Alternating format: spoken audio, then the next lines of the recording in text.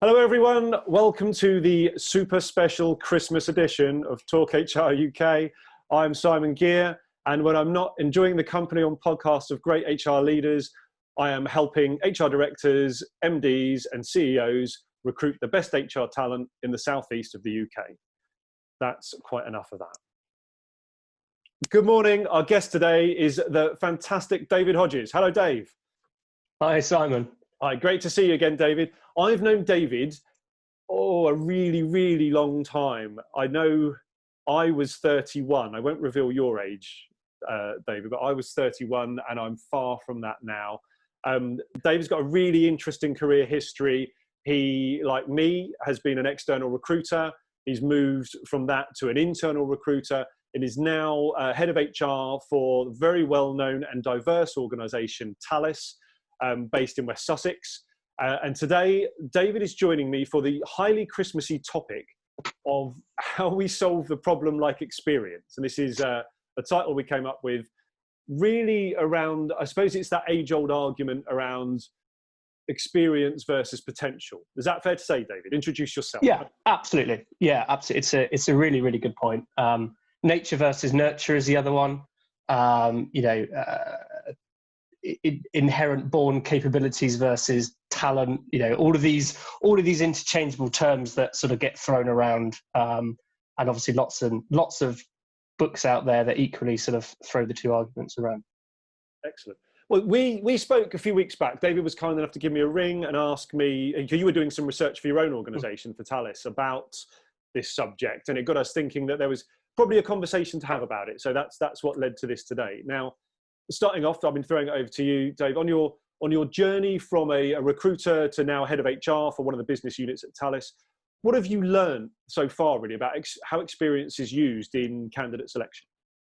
Yeah, experience is massively used, isn't it? And you only need to look at any job advert, right? And you'll see, experience, must have, and it's often framed in the form of tenure, right? So must have 5 years, 10 years, 15 years. And the must have is that real, or sometimes, desirable versus must have. But yeah, experience is the safety blanket of measuring someone's performance in a role, right? Is that they've done it in the past, they'll do it again.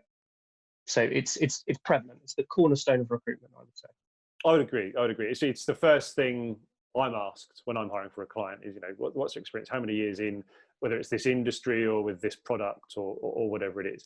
And we've said it as well, haven't we? When I've pitched candidates, they've got great experience. That's what always comes back to. Oh, this person's got wonderful experience. You're going to love them. So this project you're working on, how have you become interested in challenging the experience effect in selection? What kind of, because I know you mentioned when we spoke, you've definitely placed people in the past where it's not worked, and yet they had the experience.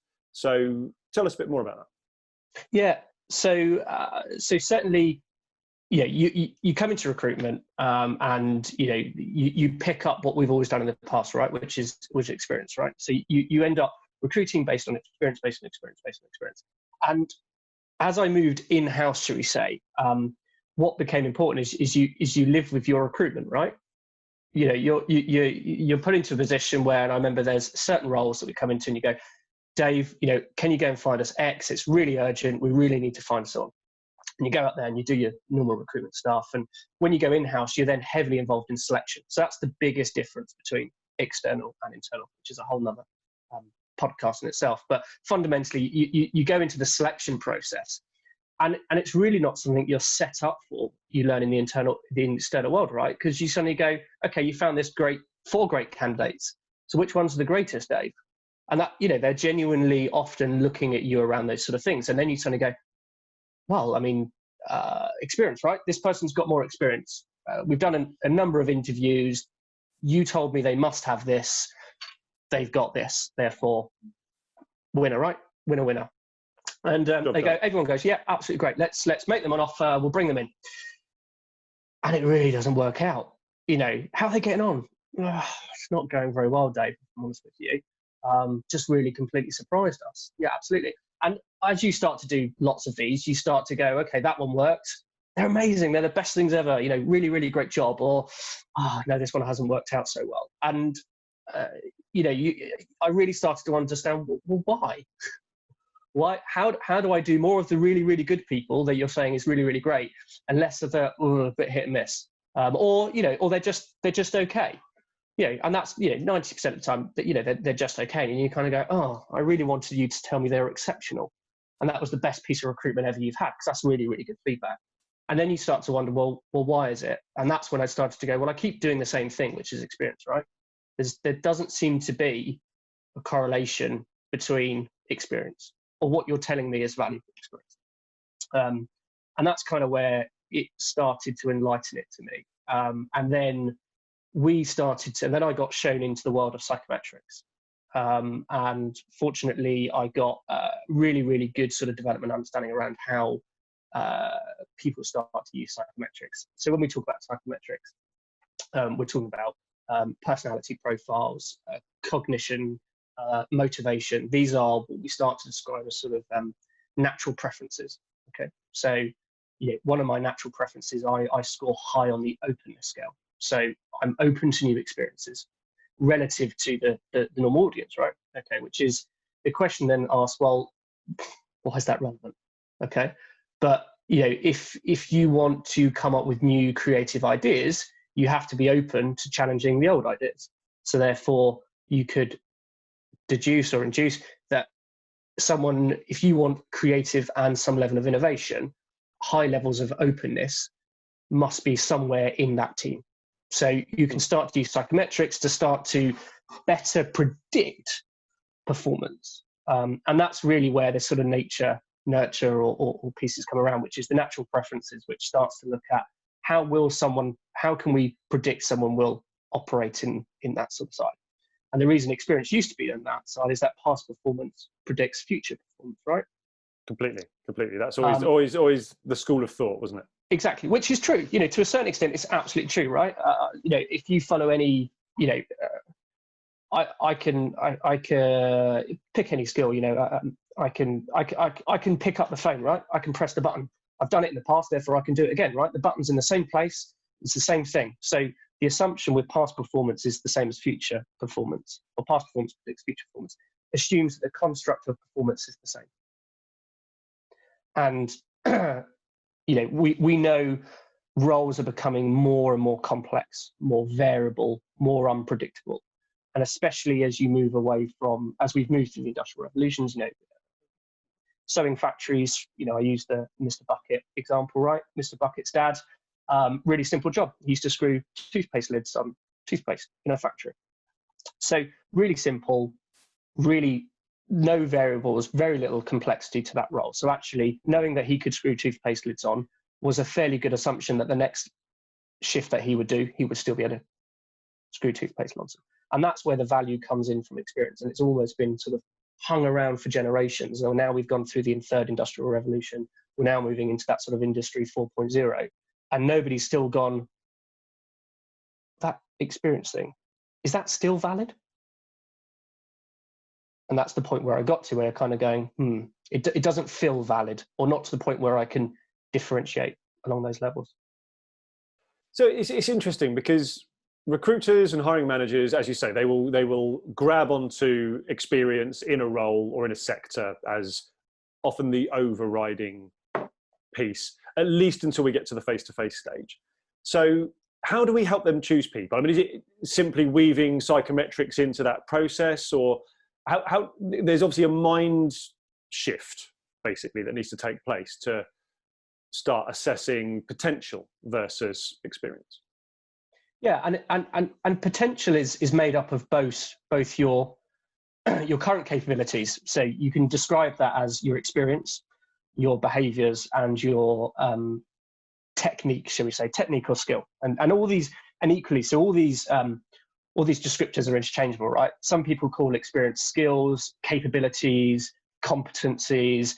There's no single framework that we all agree what is what. So that's the first big challenge when we're trying to unpick that. So first of all, it might be helpful to describe what I'm describing as experience. Okay, so experience effectively is things that you've done in the past that are situationally specific. Okay, so some people call that skills or whatever that may be, but I'm calling that experience. So I have experience as an internal recruiter. I have experience as an external recruiter. And those experiences are categorized at different sort of levels. So potential is a combination of both those things. And, someone I work with, Jess, who's an occupational psychologist, is very strong, as you would imagine, on the natural preferences side, right? Because she's an occupational psychologist. That's where she's grounded in. That's her scientific background. But even she admits, we use a great example of a surgeon, right? If you showed me, if I could measure the greatest surgeons in the world, okay, what are their motivational characteristics of the highest performing surgeons? Where do the personality styles generally land on the highest performing level of surgeons? What level of cognitive capabilities do the highest level of surgeons have? And I said to you, Simon, I've got a surgeon who's got all those particular natural preferences in the world. They are in line with the highest level of surgeons. And the guy is an amazing heart surgeon, okay? But you're having your pancreas taken out. He's never done it in the past. Do you want to let him have a go? And you'd be like, no way. Some questions, Get that knife away from me. So we know experience has some validity, right? You've got to have some level of experience. The question comes is, how valid is it? And how much experience? Because realistically, managers only look at one thing, okay? So therefore, they put their entire selection process on one thing, as opposed to all the other indicators of potential along those lines. So the question comes is, we know experience is valuable, but what bit of experience is valuable? Because not all of it. In the same way, we don't just throw an entire chicken in the oven, do you? We eat chicken, so therefore let's just throw the entire thing in. All these feathers don't taste too great. There's certain constructs and certain parts of experience that are valuable. So the question comes, well, what parts, Dave? That's really great, but tell me which bits of experience I should be looking at. So this is interesting. So we mentioned, you've been looking at this for Thales, for your business unit. I think you mentioned you're working across the organisation, actually, sort of linking up and assessing this. What are you going to do with it? What do you think will be the big job? Where are you going with it? If you know, how do you implement that change in an organisation? Thinking at an organisational level, I suppose. Yeah. So first of all, we need to agree terminology. So that was one of the key things that we all throw around, as I said earlier, those different sort of terminology. So first of all, you need a construct. So if you want to improve something, you need to measure it, right? It's the old analogy. So how do we measure experience? First question. First really, really good question. Well, there's a couple of papers that were done back in the late 90s. And if people want to see these and read these, I'm happy to share them at some point if they really want to get into the detail and understand the principles. So whether we post those later or something. But effectively, there are two major papers that looked at the construct of experience. And depending on how high fidelity my camera is and what's behind you, you might be able to read it in the background because it's so fresh, it has to be there at the moment. Effectively, we can measure experience in a couple of areas, really. So you've got the quantitative measurement of experience, which is the one we're most comfortable with, right? Okay. Mm-hmm. And that one of those is tenure. Okay, so time. So how long has someone been in something? The next one is the amount. So that's the frequency of things. So Mr. Bucket would be, how many toothpaste lids has he screwed on? Or how many organizational restructures has a HR person done, etc. And those are the quantitative measurements of experience. And then you have the qualitative measurement of experience, which is the complexity, the variety, and the challenge of that particular area, okay?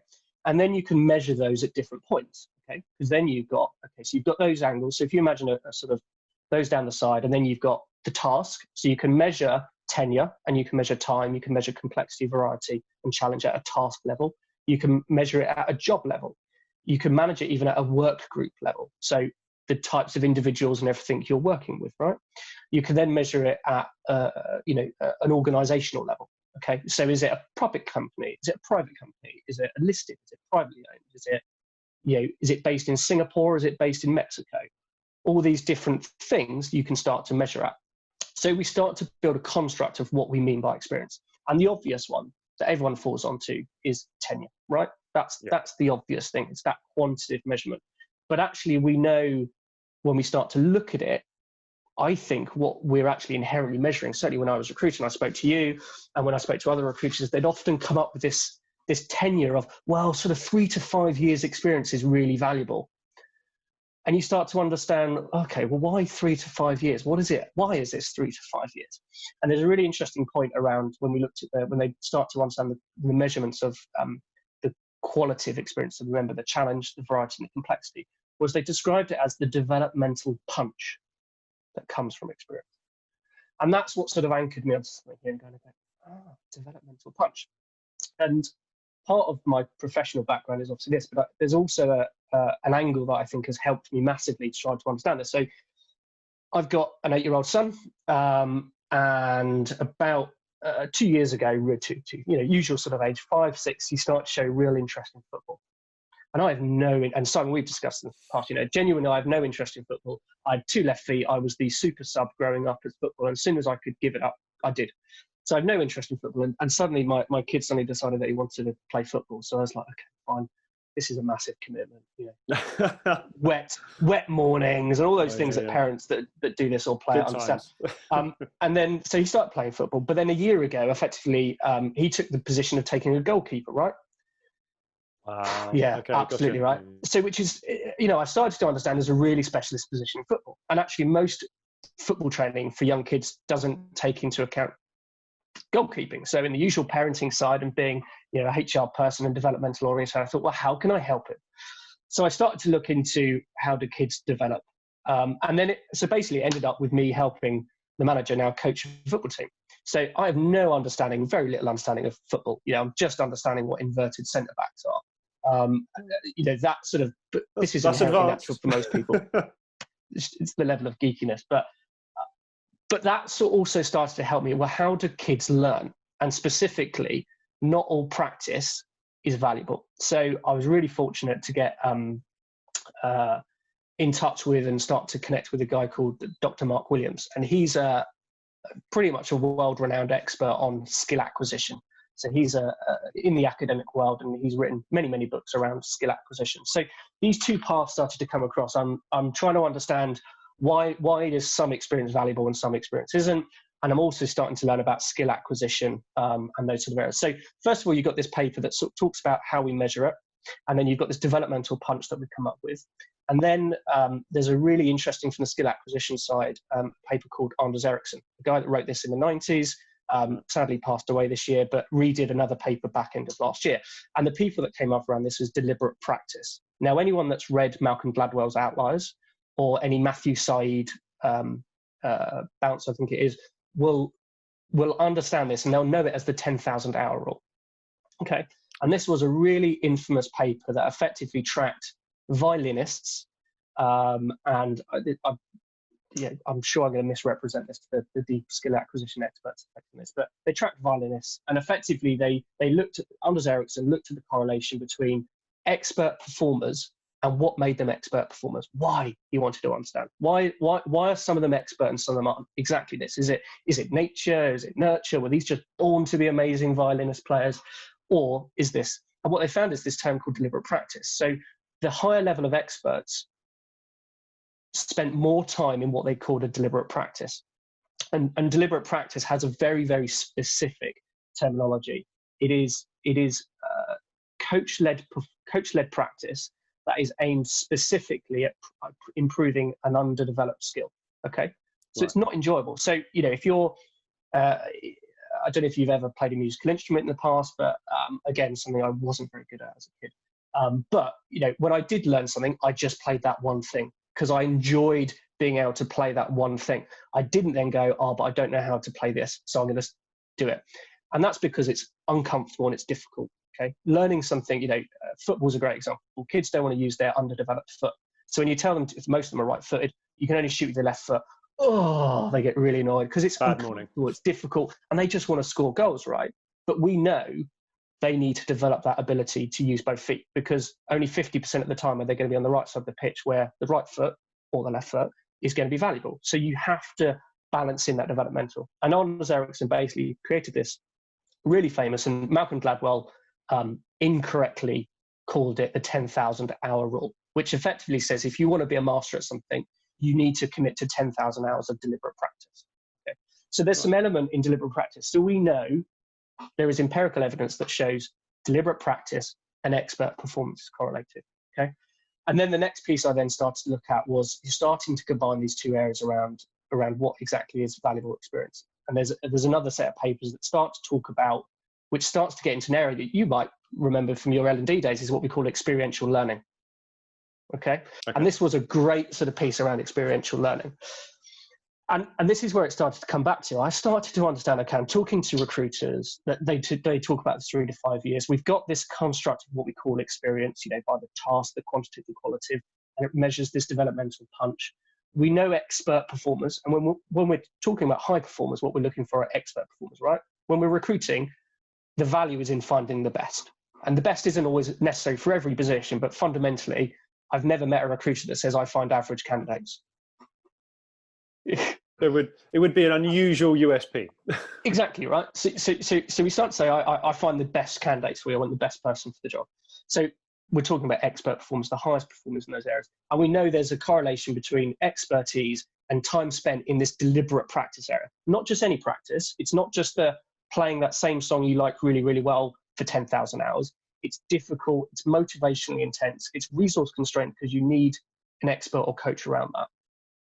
And also we start to learn about this experiential learning zone, which, others again will be able to, they're far deeper experts in this, but effectively there is a optimal challenge point is what we call it. So the challenge, and if anyone's ever had kids, you understand when your kid starts to walk, right? You set up the 2 chairs and you kind of go, come on. And they kind of walk, right? And you don't want the chairs too far apart, because if they fall flat on their face and they bash their face, they're never going to want to do it again, okay? But you want it close enough so it's motivational, but not too close that it's too easy, right? So that, because you want to stretch them, you want to learn. So you're constantly adjusting those chairs. And that's exactly, at a basic level, experiential performance, right? You're trying to expose people to novel, new, complex areas that aren't too stretching that they fall flat in their face and it's a massive failure and it destroys their confidence. But it's stretching enough that it triggers novel, new ways of learning. And that's what we started to define as, okay, one area that we talk about that could be valuable in experience is time spent in that optimal challenge zone. So how often has someone spent in that optimal challenge zone? So if I was to talk about someone's background and, we were recruiting for someone and they'd spent 15 years doing this job, they've spent 15 years doing this particular job. That'd be great, right? Well, yeah, but how much of that 15 years has been not 15 times 1 years of experience? So how much have they actually learned? And that's great if that job is only ever relevant to the job they're doing. So a toothpaste factory, okay? It's really fixed, isn't it? Whether Mr. Bucket's working for Colgate or, insert another toothpaste. Yeah, I know, hard, isn't it? Yeah. That just shows how good Colgate was. Right, okay. Or another toothpaste, it's fairly transferable, right? Because the environment and the situation is the same. They're not having to adapt to anything. It's not like all the toothpaste lids are suddenly upside down and he's going, oh my God, that's awkward.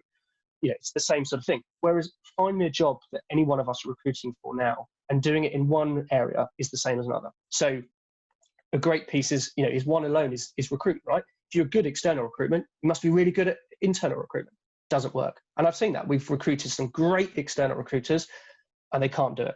And we've recruited some, and I would describe myself as, as an external recruiter, and I have to say, at times I was great, other times I was bad, right?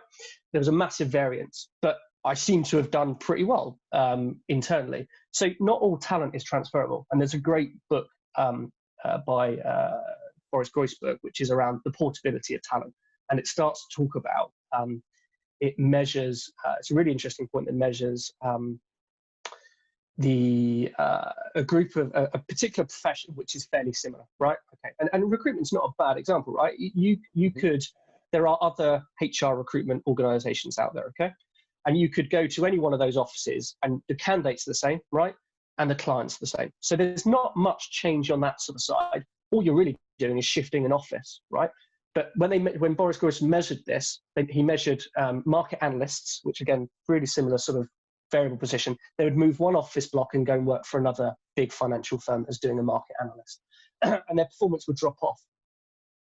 Why? Why is it dropping? I mean, this is exactly the same role. I'm literally taking Joanna, who is the #1 performing market analyst. She gets more stock prices, stock recommendations right than anyone else in the world. They rank order it. Now she's moved to another big four. and his or her performance has dropped off. So talent isn't portable, and that's because no job is exactly the same. The environment is micro-changingly different.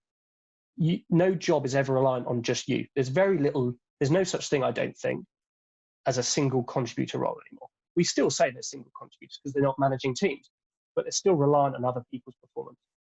And it's all these variables that we say that add up to show that past performance is no longer a great predictor of future potential. So rather than just looking at tenure, what we can say is that time spent in that valuable optimal challenge zone shows someone's propensity to learn and shows their interest, right? If someone's moving every 3 or 4 years or whatever it may be, if I rang a candidate and said, why did you move on for that role? I started to plateau, Dave. Actually the challenge started to go down. I was probably only 80% of my capability was being used. So I chose to do something that was really difficult and really different. And I learned a whole new level of experiences. And the more times they've moved around, the more diversity and richness of experience they've got, the more likely they've captured experience that is relevant to your work. Because we can't measure everything in a job, right? You can't measure who you're working with, what the optimal performance is for that particular team at that particular time. It's just too complex. There's so many factors. Measure is the breadth. Exactly. And one day, hopefully, we will get to the point where we can measure it, right? It's just a case of deterministic points. If you can measure everything, ones and zeros. But if you can measure the diversity of experience and the time spent in that optimal training zone, it is more likely they've developed valuable experience that they can deploy and use in your organization. Well, Dave, the main thing I notice is the nights certainly are drawing in as the winter months continue. But carrying on with our conversation, which groups of people do you think perhaps seek to gain advantage via their experience rather than their ability? Yeah, it's a really good question, and something that I was fortunate enough to attend the CIPD conference a couple of weeks ago, and a big main thread of that was around diversity and inclusion. And there was a really interesting question that in a lot of HR, we generally tend to ask, who are the groups that are disadvantaged by practices and policies? And by definition, if you're asking yourself that question, you're probably one of those in the advantage groups, right? Because you've benefited from being in an organization, being able to ask that question. So the other way of answering, which I thought was really simple but quite good, which was, who are the groups that will gain advantage from our systems and our practices? And when you apply that to the question of experience, it's quite interesting. So what groups seek to gain advantage when we focus on experience being a primary selection process or indicator of performance? And that covers throughout. So a fine singular example of that would be when we're recruiting graduates. What did they do in their gap year? Often came across, a manager will come back to me and go, oh, they went off to India and then they did all this, they did all that, and they went traveling for 2 years and they built houses in this, which was great, absolutely amazing. But that's not to take away or diminish what they're doing. But what it says is that those certain people have got the situation and the opportunity to be able to do that. There are individuals out there that don't have that opportunity because, financially they can't afford to take a gap year or haven't even gone to university. But it doesn't mean they're low potential. They've got no characteristics to be high performing, right? And at a graduate level, past performance really isn't what you're looking for. So those are sorts, or where you've had to take areas of leave. If you've had to take a year out to care for an individual, or you've had children, whether it's maternity or paternity, you're not gathering what might be traditionally deemed as valuable levels of experience. So again, there are certain groups that seek to be at advantage when you only look at experience as the predominant measure of performance. It's a really interesting point, especially as the focus increases from a diversity perspective in all businesses. I mean, it's what HR people are talking about incessantly at the moment, is how we proactively approach that as a business rather than react to failings in a diversity situation. And something like that people wouldn't necessarily think of straight away, is it? Of seeking people with experience that, as a result, perhaps don't offer that diversity angle. Yeah, absolutely. And it's not everywhere, but it's one of those systematic practices that are so embedded into our culture and our ways of selecting individuals that there is a level of bias or inherent bias built into that sort of approach. Definitely. So moving forward into the future, right? We were talking about the VUCA world now. It's a very challenging place. I mean, so much has happened this year that you can't begin to comprehend, really. It's clear that organisations and both and individual needs as well. People are going to need to be ready for the unknown. So there could be another pandemic. There could certainly be another wave of this pandemic. There are environmental issues to take into account. There are ongoing improvements in technology. When podcasts started, you and I would be in the same room. Now we don't need to be. It's easier for everyone. There's artificial intelligence, which is being reported on more and more and forming part of all manner of people processes. Why do you think that now means experience, or how does that contribute to experience no longer being the valid indicator of perhaps a successful hire or a future performance? Yeah, it's a good question. The VUCA is a really popular thing. I think there's always been uncertainty. There's always been levels of the last 150 odd years.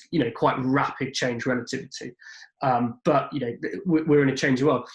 Experience is valuable. So that the saying, isn't it, is that past performance is a predictor of future performance, right? Now, that is true if the assumption holds true that the environment stays the same, right? It's what we discussed earlier. So, I walked up the stairs rather successfully earlier, okay? It's fair to say that my past performance of walking up that same set of stairs is going to be fairly predicted of the future, right? Because the stairs aren't changing. So the environment and everything stays the same. What we're saying is in ever more and more, environments are becoming more complex, more variable. There are jobs, in our lifetime still, Simon, that don't even exist right now, okay? Careers are no longer single careers. We don't go into, you and I have held, a couple of careers, in different occupations in the past, and there'll probably be at least one more change along those lines. So by its very definition, the environment and the market is becoming less stable. Therefore, past performance is no longer a predictor. In the same way, how good I was in a rugby match isn't very predictive of how good I'll be in a football match, right? It's a different set of circumstances and environments. They're really similar. They both include running. They both include balls. But the subtle differences can mean major differences in variance and performance when you're looking at that real high performance level. Right. And again, that's really where this applies most, is when we're looking at those high performance, more complex roles. This year is a great example, right? There's major swings in GDP, how different countries, how different areas, how different companies have reacted individually. No one's got experience in this, right? Everyone is completely playing from their own innate natural capabilities, making decisions on the hub. And there are billions of pounds at risk, right? Of whether you made that right decision or that wrong decision is worth billions of pounds. So again, past performance, when we come to select our next prime minister or president, goes all out the window.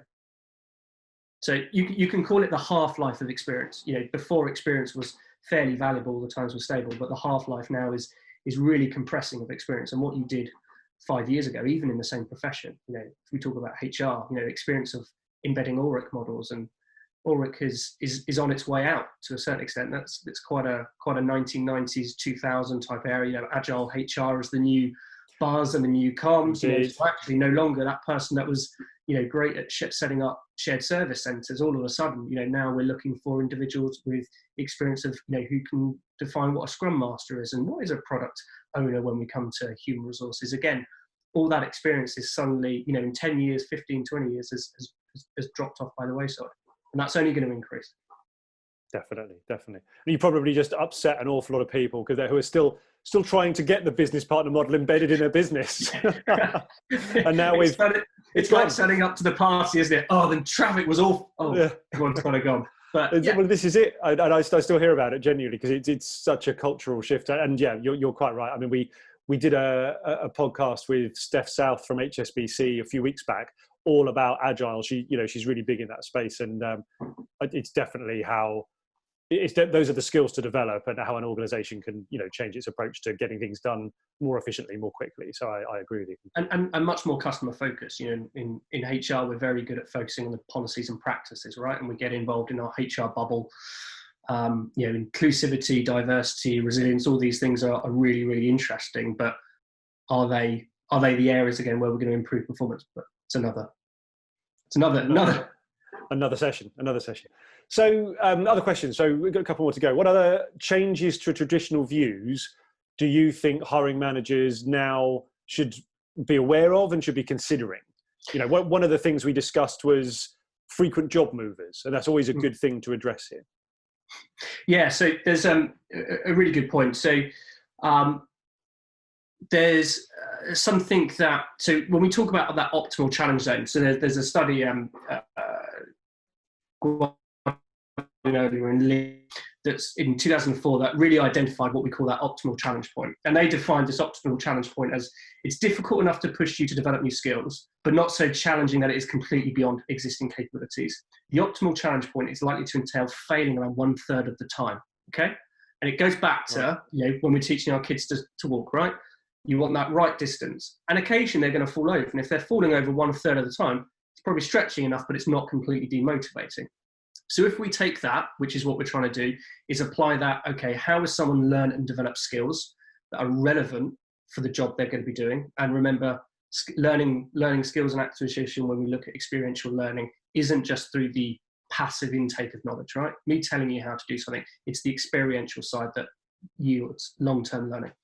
So by definition, if someone has spent a lot of time in that optimal challenge zone, they've acquired sustainably a good amount of skills and expertise, which is relevant for your role or your area, but they're going to have failed. Okay, so where you've looked at someone, you know, in a competency basics interview, they might ask, give me an example when you have, and often they'll give you an example which is really, really stretching at the end, and they get to the R part of the STAR or the SOAR model, the result, and they go, but it all went wrong, and you kind of go, oh, what an awful example. It's a bit extreme, but the point is that actually we've got to look for failure, but also as an organisation and a culture, we've got to embrace failure. You know, it comes into the agile, which is fail fast, right? Okay, we're going to fail. If we're really stretching ourselves and pushing boundaries, then absolutely. You know, if you try to embed agile, you're going to fail at certain points, but that's the way you might define you need to go, or you might define that the embedding still auric is the right way. Okay, and that's fine, but either way, you're going to be stretching, you're going to fail. So how do we look at failure is actually potentially an indicator that someone's been in that optimal challenge zone, not that they've played it safe all their life and actually they're a good egg because they haven't failed. You want to be looking for failure because that's an indication of that valuable experience. Definitely. And I mean, we've spoken about this at length before. I remember it used to be our life together. You know, you'd look at a CV, you'd see someone who's perhaps done, you know, great roles, but for a year, 2 years. And traditionally it would be really hard to get hiring managers interested in those people. They say, you know, no loyalty, too job hoppy. Have they failed in all of those roles, or why can't they commit? And I think that will change. I hope that will change, because some of my favorite HR people haven't done 10 years, or even 5 years. And the skill, and this is where the skill in a recruiter comes in, right, is being able to tell a manager that it's, you know, there are two potential reasons. There are definitely two reasons. There may be many more that someone's dropped around. Either they've been discovered that they can't perform, and they're extremely, you know, we're mistaking confidence for competence. They're charismatic. They're great interviewers, right, but they're not very good when you get them in the door. And that might be the reason why they've jumped around a lot. But it's the skill of the recruiter to identify, actually, this person's moved around through questions like, why did you move on? What were the reasons you moved on? You know, trying to understand, I moved on because I ran out of challenge in that particular role, or I discovered that actually it wasn't quite the role I was expecting in terms of the level of challenge. You know, there should be a level of ability to find a role, but a couple of hops where they've moved around, and it's relative, right? We said tenure, time in role, or time in an organisation, or time in a job isn't really relevant. That's not what describes the valuable experience. It's the complexity of doing that. So actually 1 year in a really complex, demanding HR role where you're doing an organisational change across multiple different countries, or you're embedding an agile HR methodology, is potentially more valuable than 4 years of running a cyclical HR cycle in a flat sort of level state organisation, right? It's the ability to pull out the qualitative measurements of that, not rely on tenure, because tenure is easy. And it's just not very predictable. No, I think you're right. It's an important point. So overall, summarising, you're saying experience is clearly necessary, most importantly, but not really sufficient to make selection decisions and also success predictions, which is what a lot of this is about. Lots of experience doesn't mean you will be successful doing the same thing again. I think that's we've established that. So the necessary and sufficient phrase, isn't it? So experience is necessary for high levels of performance, and we know that, okay? But not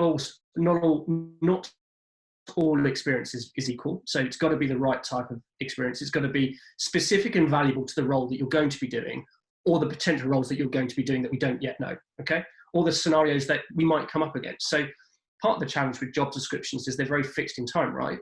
If I ask for a job description of a head of human resources, the push is to make it as bland and as generic and as vanilla as possible. Whereas, I've worked in different HR roles, even within my own organisation, and every head of HR role is subtly different because every business unit has different challenges. So therefore, you require different level of skills. So the part of the challenge is assuring that what is the valuable experience that's relevant for your role now?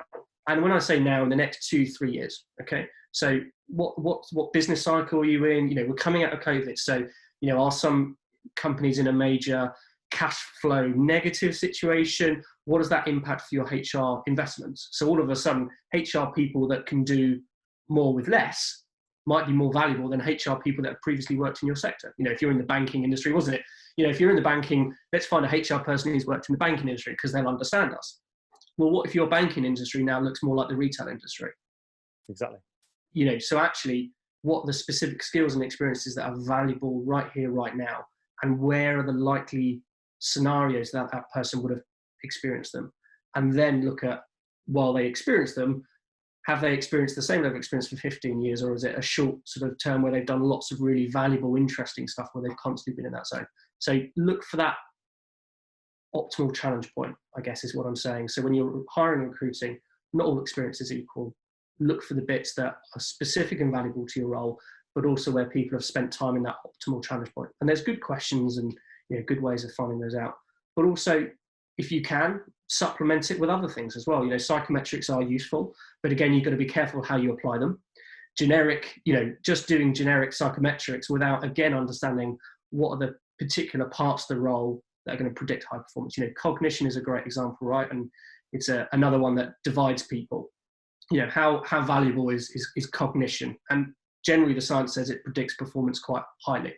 But again, in certain roles, and what area of cognition? Is it crystallized intelligence? Is it fluid intelligence? Again, you've got to measure the role. And this is what's really hard, because you guys are recruiting, how many roles at the moment in your area? Well, in HR, we've probably, you're looking, it can be up to 50 at one point sometimes. Yeah, right. So that's 50 individual roles that you've got to deeply understand. Thales, we've got nearly 400 positions at the moment, right? There are thousands of positions being advertised every single day. There's a reason the reason we fall back to experience, right? Because it's easy. But actually, the real hardness is defining exactly the specificities of the role. Again, what game are you playing? Is it a football game? Is it a rugby game, to use the analogy on that sort of side? And what type of football game is it? Are you playing a defensively low block, or are you playing an attacking level? Each player you need will be subtly different to the example you need. And if you want high performance, you need to match and measure the environment you're doing it. Because as we know, the variance in performance is massive, millions of pounds. The difference between getting a below average and above average executive, if you say £100,000 as a salary, the lowest levels of estimates of performance variance is 80% of salary, right? Between a below average and above average. And quite a few organisations will be recruiting below average. They're not awful. They're not so bad that they're on the warning list, but they're just, they didn't quite meet expectations. They're all right. They're doing the job. So lots of organisations reach that. But if that's 80% of the salary for every year they're with you, if you've got 14 average of 10 years tenure, 12, 13 years of tenure, that decision that you made there is worth millions of quid. Times that by the amount of hires that you make at that level for most organisations is hundreds. So you start to get into hundreds of millions of quid, and we bulk sometimes at a few thousand quid for a selection process. The cost per hire, we've got to drive it down, whereas actually we don't look at the quality per hire. It's frightening, really, isn't it? I think, as you say, people are going to have to learn a whole there'll be greater emphasis put on very different criteria aside from experience, which is, we've agreed, is the first no-brainer kind of moment that people look at, isn't it, when they're assessing someone, basically? Yeah, absolutely. Hey, look, Dave, thanks so much for your time. I mean, it's a really interesting piece of work you're doing at Thales there. I know you're working cross-functionally across the business to analyse this stuff. And I'm sure if there's anyone out there that listens or watches this episode who wants to make contact with Dave, like, I'm assuming LinkedIn is a great way of getting hold of you. LinkedIn's great. Yeah, I'm generally fairly active on there with ideas and thoughts. And yeah, I'm really interested to get people's thoughts. You know, this is, we're all experiencing this together. There's a theory and a knowledge out there, right? But how we execute it and how we embed it into our daily lives is the next question, right? So really interested to get people's thoughts and agreements, disagreements, the diversity of thoughts out there to help, you know, build a rough consensus on how we do a better job of, you know, widening that talent pool by you know, focusing on a broader array of predictors, and also make sure we're making better selection processes to get better people in the roles. Better decisions. Completely. I agree. Hey, look, thanks so much for your time. I know you're really busy, and I know it's taken us a while to get this wrapped up in the diary, so I appreciate your flexibility. But I'm allowed to say have a great Christmas. It's that time of year. Absolutely. I'm going to put my elf hat on. Good man. And I'll catch up with you soon.